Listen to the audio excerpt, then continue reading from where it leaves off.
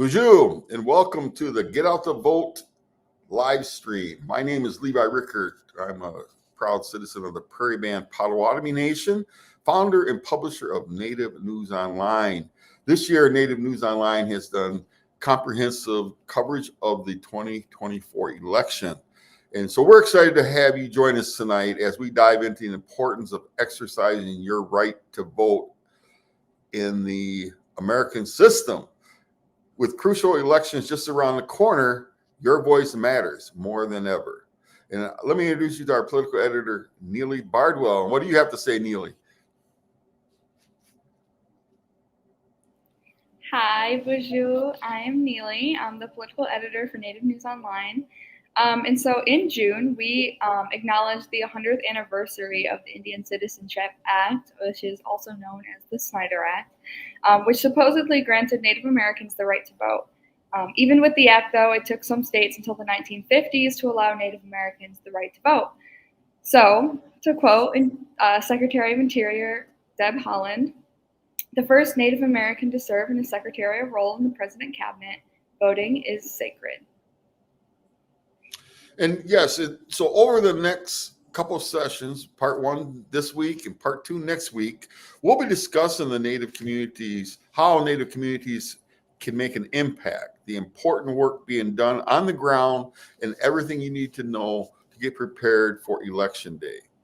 First, we want to take a few minutes to talk about our poll results, and I'm going to welcome Aaron Payment, Dr. Aaron Payment, who is a tribal council member of the Sault Ste. Marie. He's former first vice president of the National Congress of American Indians. And Neely and I, today we're publishing our results of a poll that we've done. It was a comprehensive poll that actually covered Indian country, all sections of Indian country, including Alaska and Hawaii. And we have 860 respondents. And so we're going to talk about the results. And I invited Dr. Payment on this segment because he actually is an expert on stats, and he is tremendous way of using data to really get points across. And he's done that in Washington very effectively because the federal government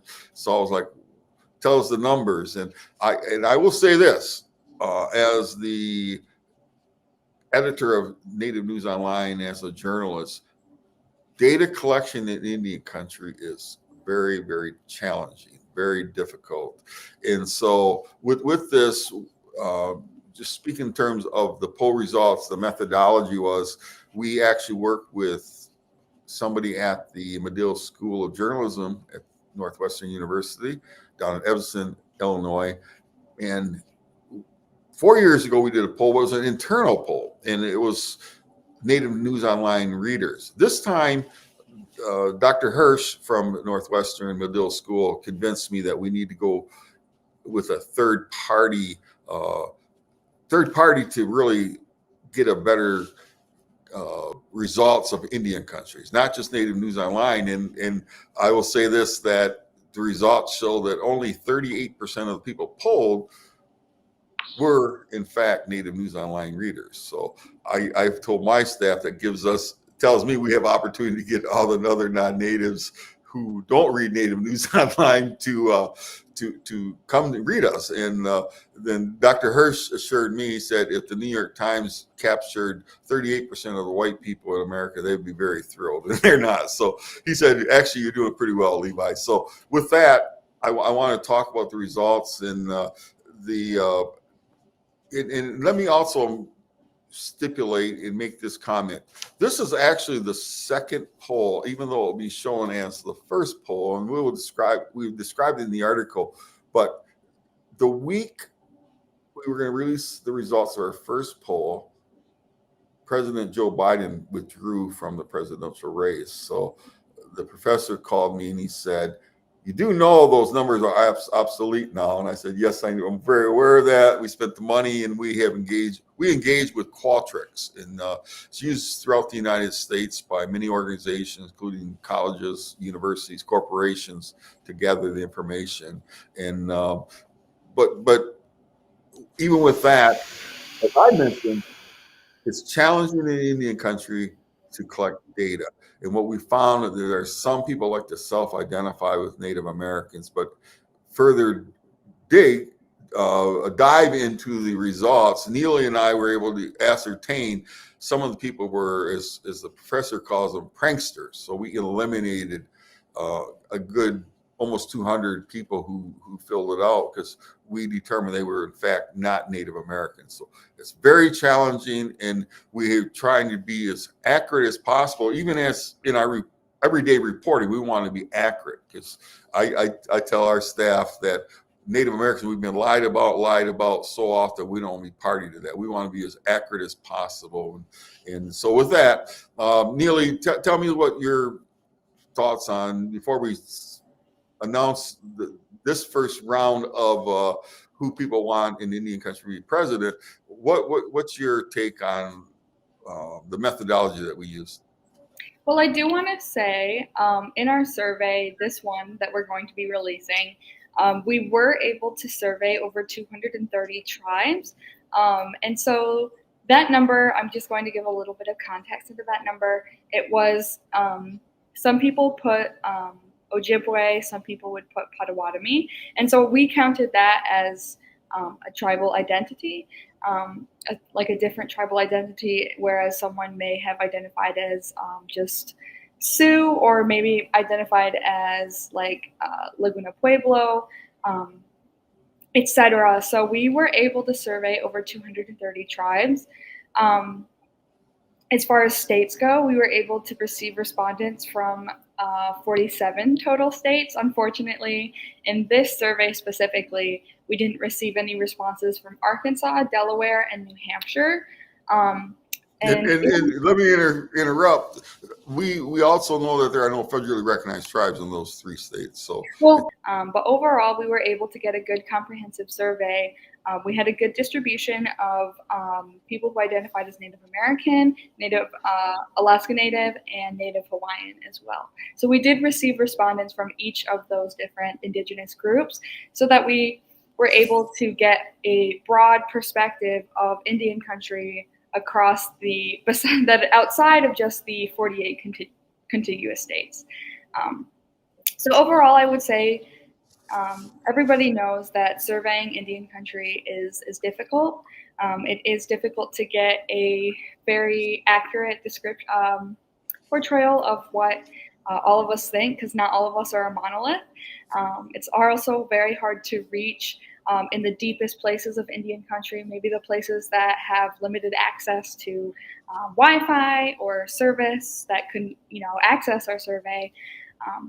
But overall, I would say that Native News Online, in collaboration with Qualtrics, did a very good job of finding Native people to survey and getting a good perspective of where Indian country is at when it comes to the election.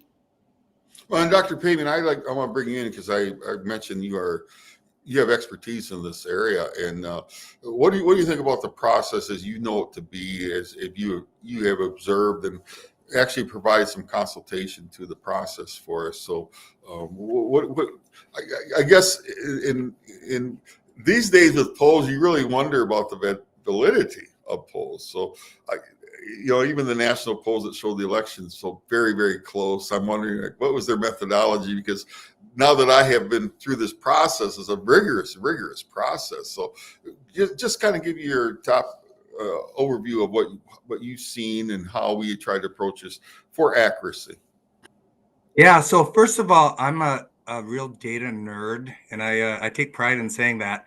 I have had over 30 doctoral level credits in statistics and research, mainly because I studied for a doctorate in political science before I got elected, and then let those courses evaporated, and I finished up in education. So I've had a lot of experience with data crunching, data analysis. And so one of the things is that these national surveys do not at all capture Indian preferences, and mostly because we are a small population. We're only up to 5 million people in the country. And so too often we get relegated to the small n problem, small population. There's a solution to that, and that's called oversampling. And so one of the things that this university did was they did oversample. So we're very heavily represented in the sample, and that's hard. That's hard work to do. So this is a very good survey for people to pay close attention to. I'd also say that we are a microcosm of the societies in which we live. So a lot of American Indian people, the majority, live in rural or suburban areas. And often we represent the values and the communities in which we live. We had the experience of historical trauma, boarding schools, and missionaries. And so a lot of American Indians today are legacies of the effect of missionaries and Christian values and fit tightly within those sort of values. However, what we have seen in 2020 and what we're seeing now is that if an American Indian can understand their interest and what's at stake for them politically, they will vote a sovereignty ticket. And so we use that term to represent issues that impact American Indian tribes, both their tribal nations and also us as individual Indian citizens. Issues of jurisdiction, murdered and missing Indigenous persons, healthcare, a lot of those issues we have seen that Indian people will cross party lines and they will vote in their own interest. So I always joke that former president of NCAI, Jefferson Keel, says, do we participate R for Republican, D for Democrat, or I for Indian? And we can pick and choose what we would like to represent our interest and prioritize tribal issues first and foremost. So the methodology, I think, is sound. It's better than most of what you're going to see. Because mostly you're not even seeing American Indians being polled at all. So this is very important data. And you took it at really 3 points in time. The data collected leading up to President Biden stepping aside, and then pre and post debate for Harris versus Trump and all the other candidates that are not going to represent more than 1 or 2% of the total population. So it's really a two-person race between Donald Trump and Kamala Harris.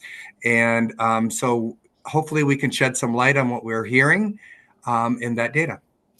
Yeah, and so I will announce the results, and we'll have a little graph come up that says Donald Trump is leading Harris in this poll 44.88% to 37.44%. And to our viewers, depending on who you want to vote for, you need to take note of these numbers. And we have another poll that is being taken as we speak, and those results will be out next week and certainly before the election. So Donald Trump is leading in Indian country at this current time, and according to this poll, and I think in Dr. Payman, you alluded to some of the issues that people vote for. I just want to switch over to the issues of what Native Americans felt are very important to them during this election cycle. And the number one issue is high prices and inflation. And interesting enough, that is in complete sync with what the general population is saying, is that inflation and high prices probably the number one issue in America right now. So Native Americans are very consistent that way. Then you have jobs in the economy, number two, and then the Native American issues, which we're going to break that down in the next slide. But however, I do want to point out that another big issue that is before the electorate this year is the woman's right to choose. And the way we position this issue is we gave two options, and one was pro-choice, which means that it does give the woman the right to decide. And then we have pro-life, and that was the anti-abortion issue. And then, so I do want to recognize that in Indian country, pro-choice is very, very high. After Native American issues, immigration, healthcare, here comes the the pro-choice, and so then it's actually number 6 in the list. And so, talking about Native American issues, I go to that tab. We have protection of sacred sites, and second is tribal sovereignty. Missing and murdered indigenous relatives is number 3. Health equity, then tribal water settlement rights. And one thing that we notice is that in the water settlement rights, the issue is not so big to Native Americans, we'll say in the Great Lakes, as it would be in the America's Southwest, or even like the state of Montana, where there are still active settlements that are being decided. And there's actually 3 that the Navajo Nation is very hopeful will be presented and passed through the lame duck Congress after the election. So I just think that's interesting. And Neely, what's your thoughts on the Native American issues? And is the number 3rd item what Native Americans say when they go into the voting booth? That's what they're concerned with, Native American issues, which as a Potawatomi person, I love that we should be voting, as Dr. Payment said, that tribal sovereignty ticket. And it's not necessarily R, not necessarily the D, but it's what candidate is going to really work on behalf of these issues that we have. And so, Neely, why don't you give your opinion on this, and then we'll go to Dr. Payment. Well, Levi, in the poll, we did ask the question of who the respondents thought that which candidate would take better care of Indian country's issues. And Trump was still leading in that, but it was only by 1%. So he was leading by 40.9, and Harris received 39.2%. But there was a considerable amount of people who said neither or not sure. That was 20% of respondents who said that. So we are still seeing the consistent trend of Trump leading in the polls. There are people, the respondents at least, who believe that Trump would better serve Indian country if he got elected, as opposed to Kamala Harris. But as you see, protection of sacred sites is the leading issue for Native people who responded to our survey, to our poll.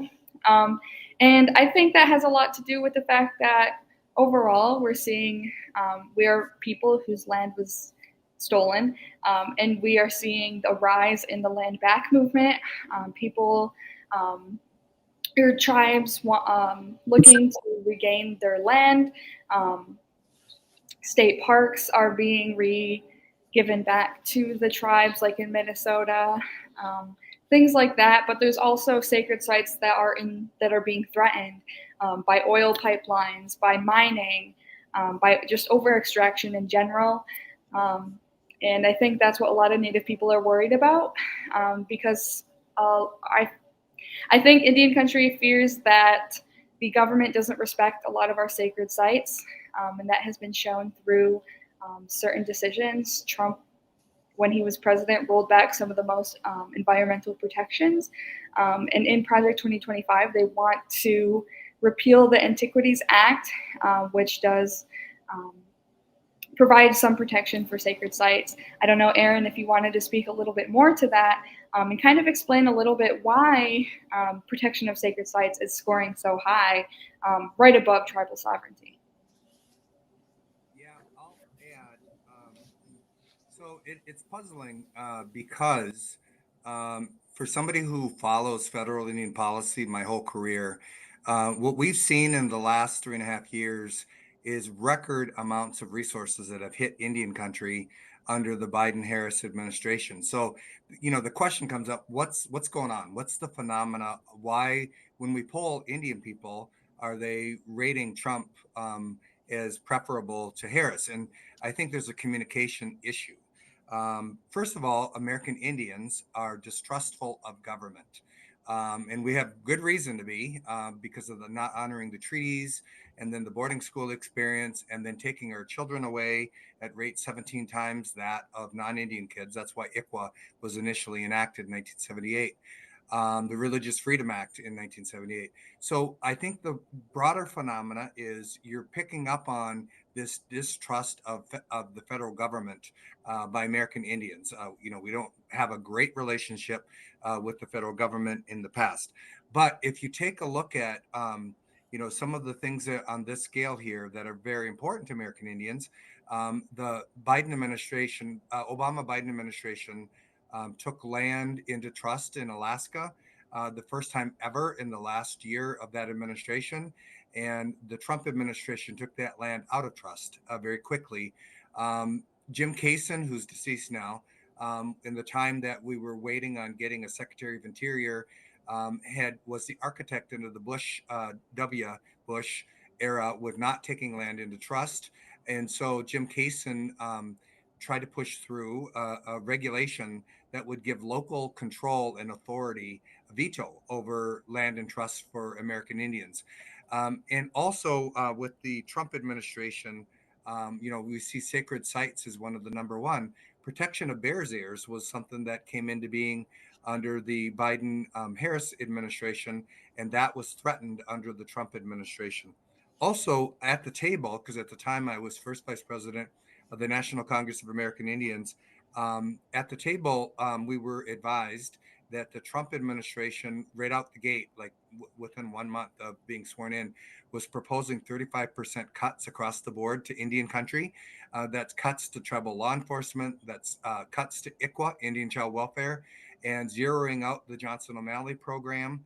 And when you look at those experiences and what is in store for Indian country, they say, if somebody shows you who they are, believe them the first time, versus what we saw under the Biden-Harris administration, and that was record amounts in broadband. I helped to write the formula directly with our vice president for the $1 billion for broadband. And when we were doing that, we identified that there was a shortage. It was far more than $1 billion to close that gap. And she orchestrated another $2 billion. And then in the Rescue Act, that was a tie that she broke the tie. And that ushered in approximately 2% of the total amount that went out to the country went to Indian country. And that was at the time what we understood to be our population, a proportion of the total population, American Indians, 2% of the total, versus 0.3% under the Trump administration. Under the Trump administration, we had a proposed deadline of about approximately 6 months to spend out the CARES Act funding by the time we got the money and the formula was established.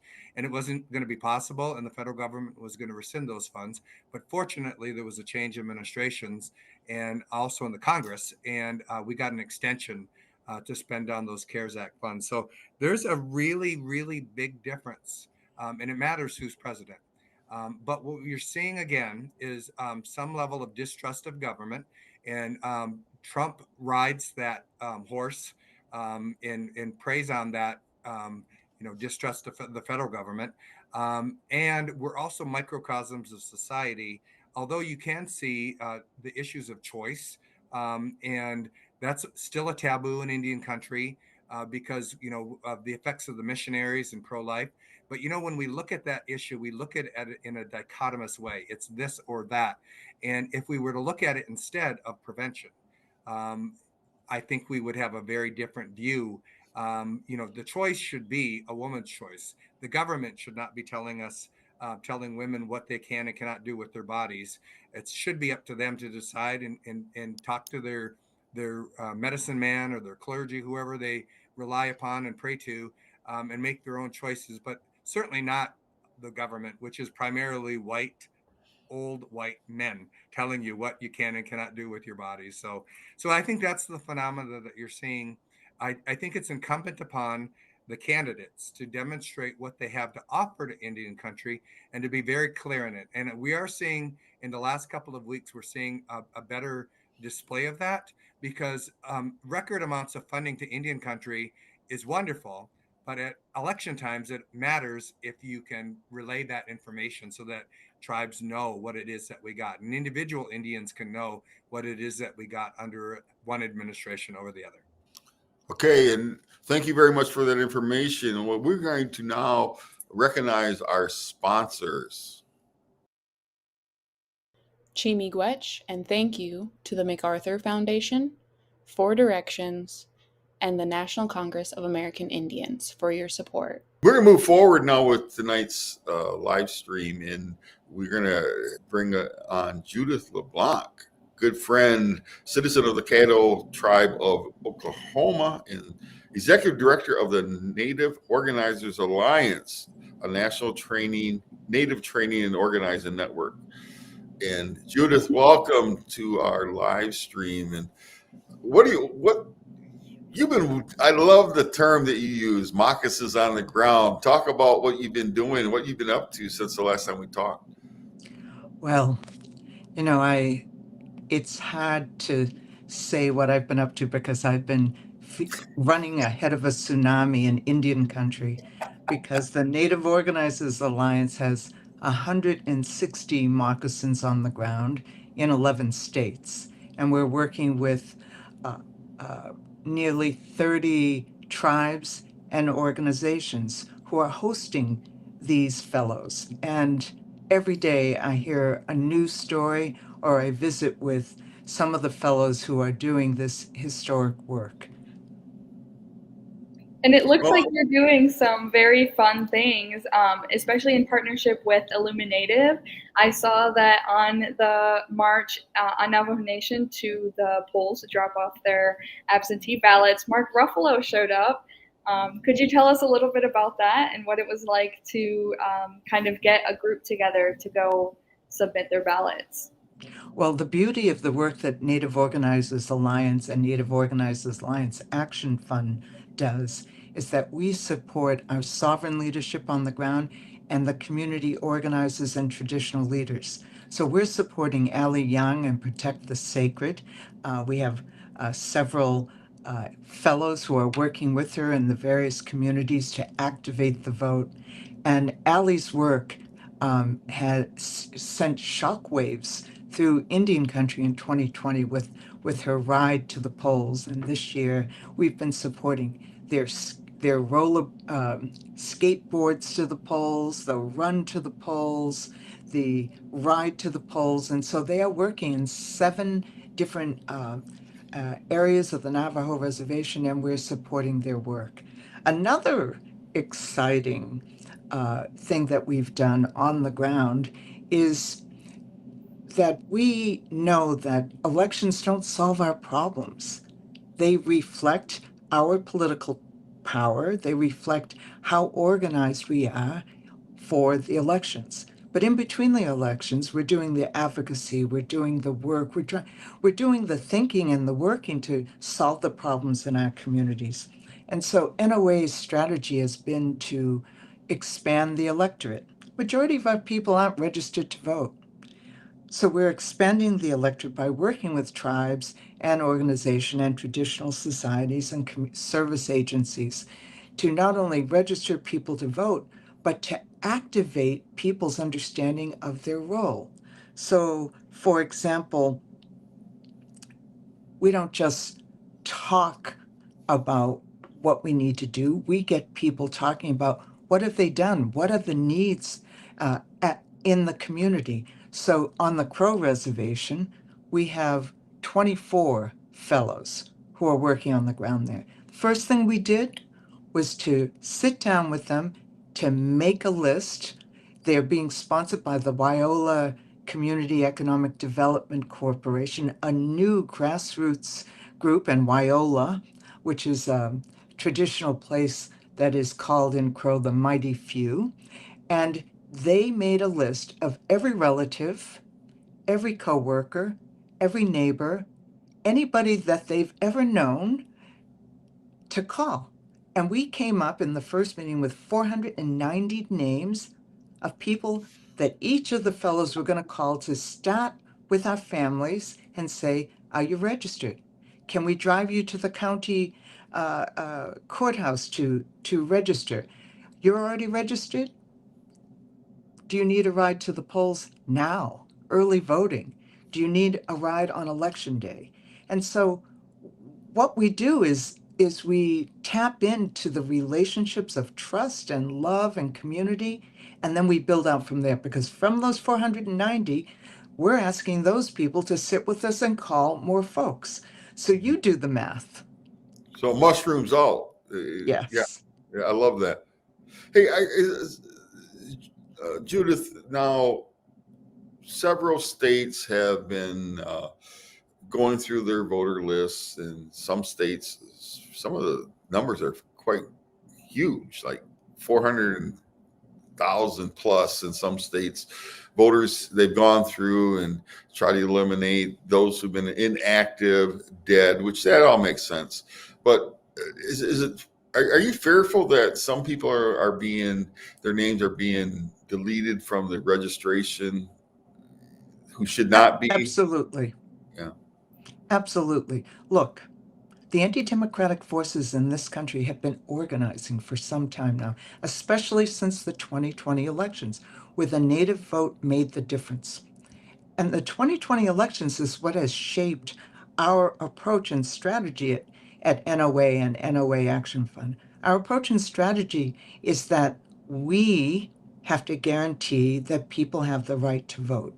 We have to make sure the laws are being enforced. And we also can only do it by activating that broad cross-section of grassroots folks who don't follow the ins and outs of election law.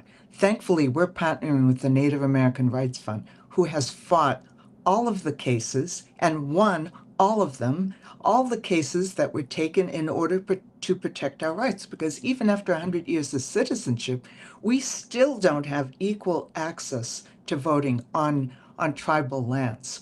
And so not only are we worried about that, but we're taking steps by bringing people to the polls, assisting people at the polls. And if we run into a problem, we immediately called NAF. So, for example, I was on Crow 2 weeks ago, and we heard that the county was denying people the right to vote without a street address. Well, there was a law passed. The anti-democratic forces challenged that law, but NAF won the case to allow people to vote with a post office box or a description of where they lived. No street address. We know in Indian country, many of us don't have street addresses. Mm-hmm. And so we heard that. So we saddled up and we found 2 young people, members of a family of one of the fellows, who were not registered, who had tribal IDs with a post office box. And so we went in. And we also called NAF. We called Native American Rights Fund, and they are going to be on duty. They are on duty now for early voting. So you can call NAF and get assistance. So we called NAF. We got clarity on exactly what the law said, and she called the Secretary of State. And what resulted was that, yes, we registered, and those 2 young people also voted. And we also got, NAF got the Secretary of State to send out a memo to instruct all county commissions.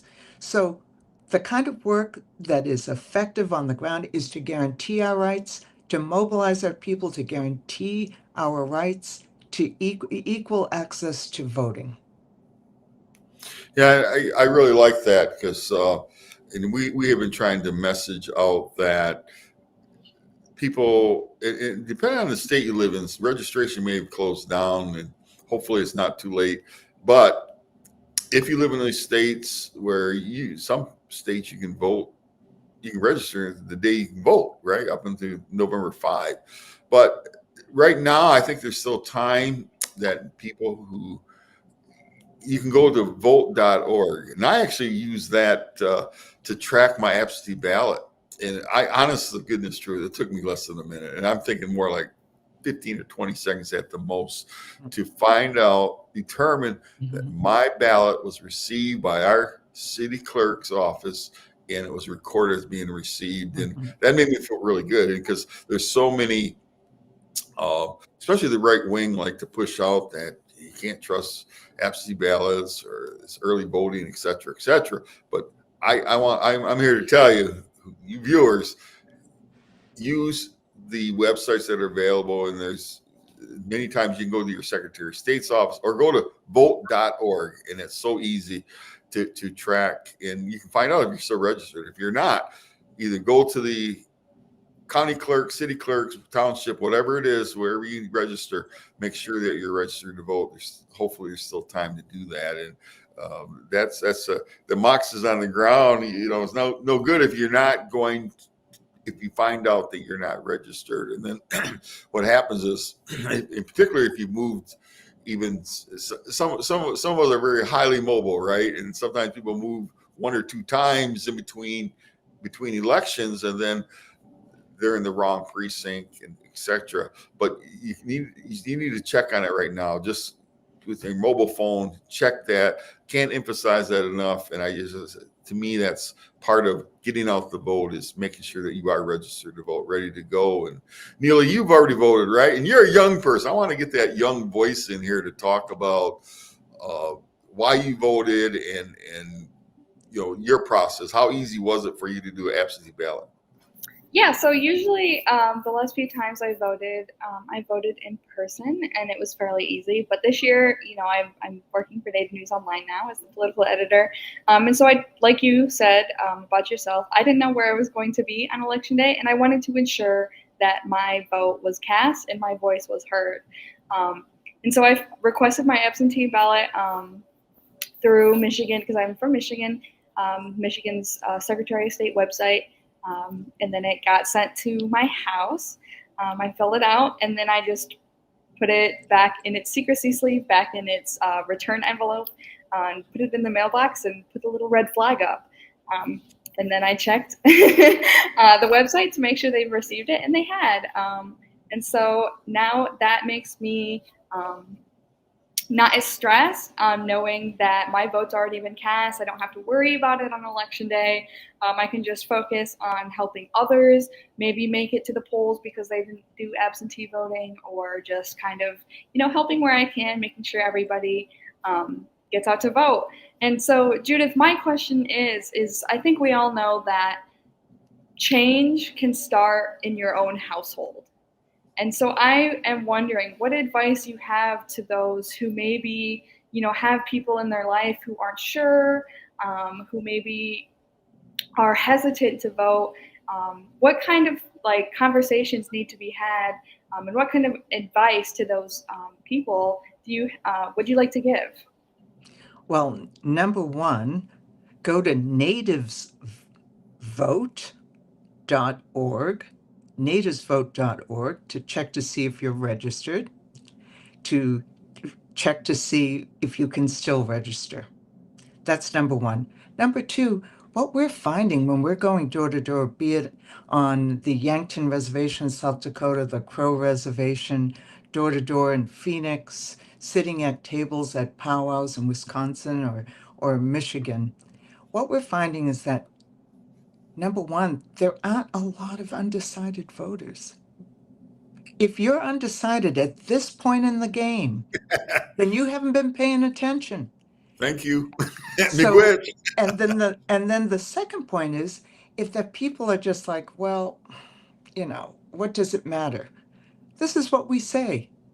In Wisconsin, there are nearly, I think, 97,000 Indians.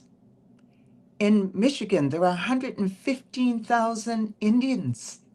You take any state that's a battleground state, our numbers are huge. When you look at percentages, that only reinforces the dominant narrative that we're politically insignificant. But when you look at numbers and the margins in every race from local to national, our votes are critical. In Arizona in 2020, almost the same number of votes that made the margin of victory for Biden was almost the same number of Navajos who voted. Now, I'm not saying that every Navajo voted for Biden, but all I'm saying is that over 10,000 Navajos voted, and I think it was a little more than 10,000 for Biden. But this is what we're dealing with. We're dealing with high stakes politics and very slim margins. And that's why, given the Electoral College, the Native vote is decisive. And in fact, when we talk to people, And we talk about, when we go to the doors or we're sitting at a powwow, the thing that we say to people is this: one vote doesn't matter. It doesn't, never has, not for communities of color. But when our whole community is organized, when we go in great numbers to the polls, that's what makes the change. That's what makes the shift. That's what brings about an administration like the Biden-Harris administration, who in fact not only recognized tribal sovereignty as a key element to governing, but from the very beginning began to do work through the appointments, over 80 appointments to federal agencies. They began to open the doors of the federal government to have that kind of nation-to-nation relationship that's necessary to make change happen and make it possible in our communities. So we say, don't vote for yourself. You have to vote for our community. You have to vote for, and we've talked to one story of one of our fellows knocked on a door, and the young woman who came was pregnant. And the young woman said, I'm not going to vote. It's too much trouble. And the person at the door said, who was an elder, okay, why don't you vote for your baby then? Why don't you vote I for love that. those who are coming after us? Because we have a responsibility for those who come after. And frankly, we have a responsibility for our ancestors. Because if you don't vote, we're not going to achieve sovereignty. Because we are not going to achieve sovereignty without a much more deeply democratic political and economic system. I love Well- that, and that is so true. And when it comes to like the opioid crisis we have in the Indian country, some call it epidemic. I tell people our ancestors did not survive boarding schools, so we can go kill ourselves with drugs. And that's a whole different subject. We're talking about voting today, but I love what you said, equating it to voting for those 7 generations. Vote for those babies that are inside the womb. Vote for those kids yet unborn in respect and reverence for our ancestors who survived boarding schools, genocide perpetrated against Native Americans, and becomes very powerful. Our vote in Neely, I think you read it earlier about how Deb Haaland, our Secretary of Interior, first secretary ever, right? And the secretary in a presidential cabinet, Laguna Pueblo, says voting is sacred. And I love that. But let's be clear on that. Grassroots Indian country made it possible for Deb to be the Secretary of Interior. Yes. We made it. Over 200 tribes, 19,000 people sent the signal to the transition team with a petition and resolutions. We want Deb. And so voting doesn't solve our problems, but organizing our communities do. Yeah. And I love the work that you do, Judith, and all credit to many years of hard work you have been dedicated to Indian country. I love your passion. Neely, ask her one more question, then we need to close this down. Of course. So I got to get back to work. That's right. We can't sit around on a live stream all day. But I was just wondering real quickly, Judith, if you could share with us just what's at stake here in this election. Well, I think I was very interested by the polling that you've done. We also did polling in partnership with Illuminative, and it was called the Indigenous Futures Survey.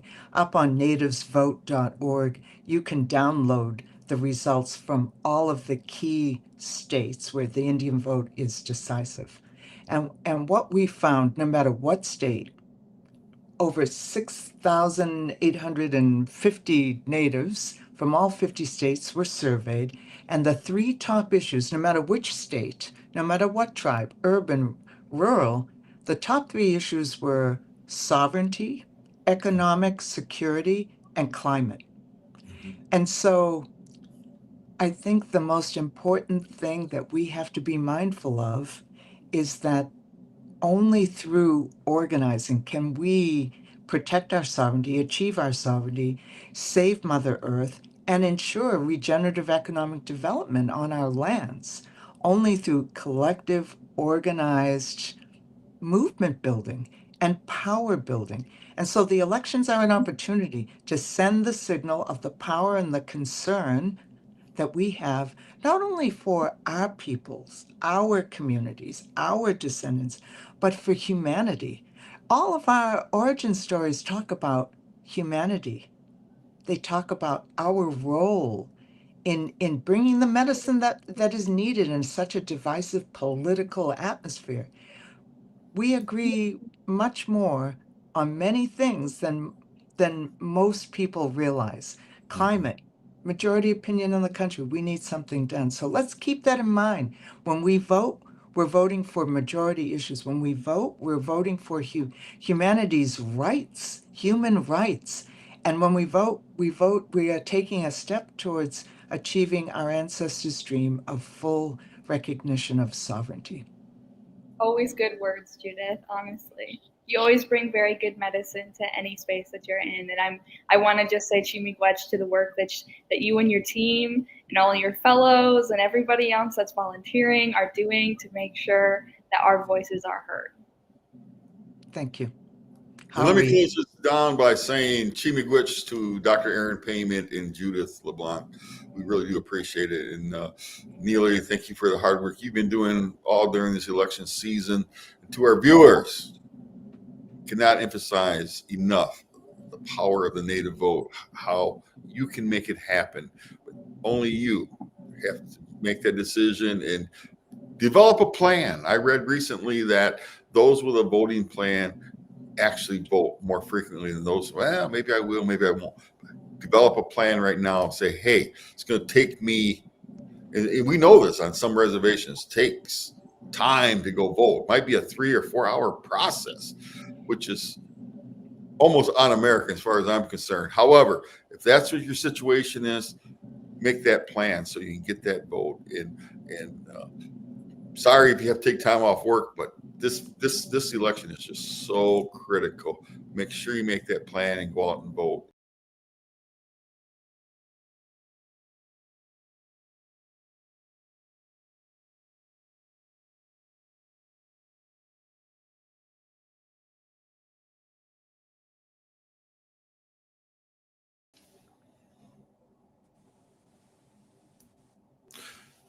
Thank you to the sponsors. We appreciate your support so that we can do comprehensive coverage in Indian country.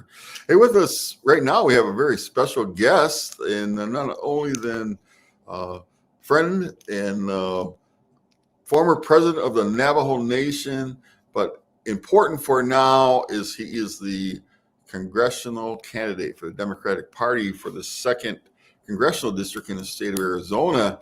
And for your information, those who are outside of Arizona may not know, but this is one of the largest congressional districts geographically in the United States. And I understand it's the size of Pennsylvania. And welcome, President Nez. How are you? Hey, Levi, my friend. Good to be back on the show, and keeping your viewers updated on our race here in Arizona. As you know, vying to be the first Native American to be elected from the state of Arizona to the U.S. House of Representatives. And you have some exciting news. I caught my eye. Politico ran a article, I want to say Friday, maybe Saturday past weekend, and said you are in a virtual tie with the incumbent Eli Crane. So that's exciting. Absolutely. We have a tie race here going with a little bit under 2 more weeks to go in this campaign. So we are on full throttle from now to the election. Of course, we've seen, Levi, some new voters from the tribal communities. Out of the 22 tribes, 14 of them are in this district. And I truly believe there's going to be a historic turnout from the tribal communities, not just in Arizona, but all across the country. Mm-hmm. Yeah, and we've been doing our best, as you know, to try to energize that Native vote. It's so important. There's a variety of reasons why it's important for Native people to vote, but one of which is tribal sovereignty issues that our poll that we released today says tribal sovereignty is way up there, one of the top issues, along with sacred sites, water rights, etc. And you're able to.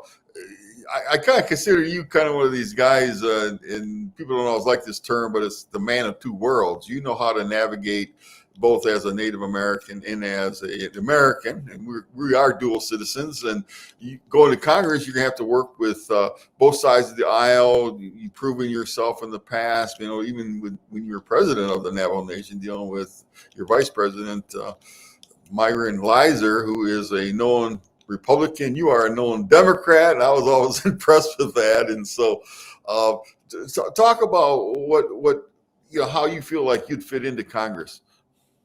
Well, I mean, people are Democrats, yes, and Republicans and independents, but I think the country is right in the middle, Levi, in terms of, wanting something better for their children, their grandchildren, and well into the future.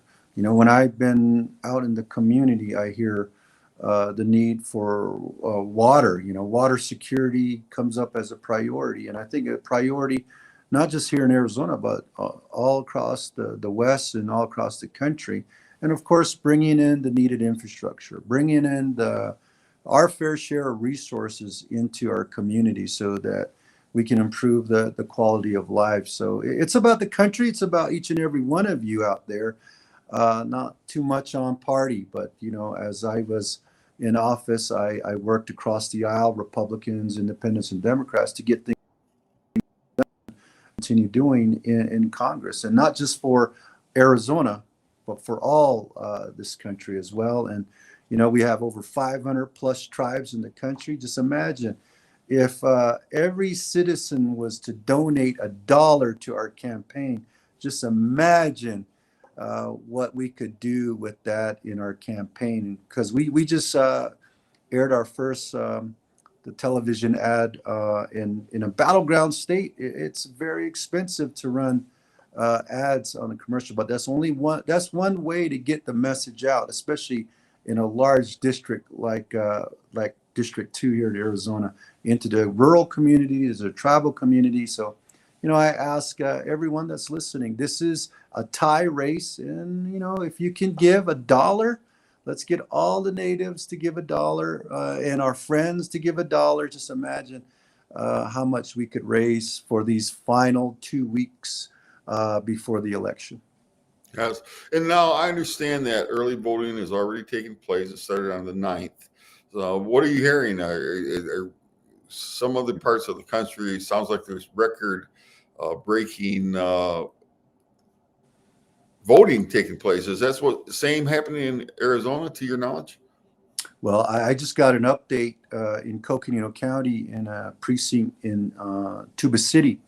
There were already people in line, people voting the first day, more than before, and almost 200 early voters compared to 30 to 60 in the past. So there is a lot of excitement. And of course, both parties, Republicans and Democrats, are encouraging their voters to vote early, and then also help, bring people to the polls if you're available on November 5th. So again, there's just a lot of excitement. And of course, Arizona is a battleground state. So all eyes are on Arizona and these various states of influence throughout the country. Now, with this election, I understand, like, your opponent, Eli Crane, very, very conservative Republican, has not debated you. Is that a plus or a minus for you at this point? Well, I think the voters in this district feel like the reason why he's not debating is because he's got not much to report to his voters. This Congress, because of the Republicans that are holding government or Congress hostage, and I'm sorry to say, our congressman is one of those that are right in the midst of this division. And because of that, the Congress is one of the do-nothing Congresses I heard of all time, but I've also heard since the Civil War. So Well, they haven't done nothing. Of course, that's probably one of the reasons why he doesn't want to debate me, because he's got nothing to show for this year and a half that he's been in office. Yeah, and before I let you go, I will mention he doesn't even live in the district. And No, he don't. since I first learned about that, I've been doing some research, and apparently, according to the Constitution, they don't have to live in the district. But quite frankly, I'll put my opinion in. That's just absurd. Somebody who's going to represent a congressional district should live in that district, even if it's, he's a law-abiding citizen, I guess, technically. However, if you're going to have the interests of your constituents in mind, and when you go vote, you should really be in that district, live in that district, know about that district. And yeah. Absolutely, Levi. And one last thing, visit our website. We got all the information that you need about our positions, jonathannez.com. You can go there to support us financially as well. And, let's take our country back away from the division, from the hate speech, from the anger, and let's start working together as a nation. And yeah, there's a lot of work to be done. If we all roll up our sleeves, and I admire what you're doing. So, Chimigwich, thank you very much, President Nez. We appreciate you coming on and giving us this update. All right. Thank you, Levi. Take care, everyone. Vote. This stream is produced by Native News Online with funding support from the MacArthur Foundation, the National Congress of American Indians, and 4 Directions. Chimigwech for your support. Be sure to tune in to part 2 of our Get Out to Vote live stream on October 29th at 7 p.m. Eastern on our Facebook and YouTube.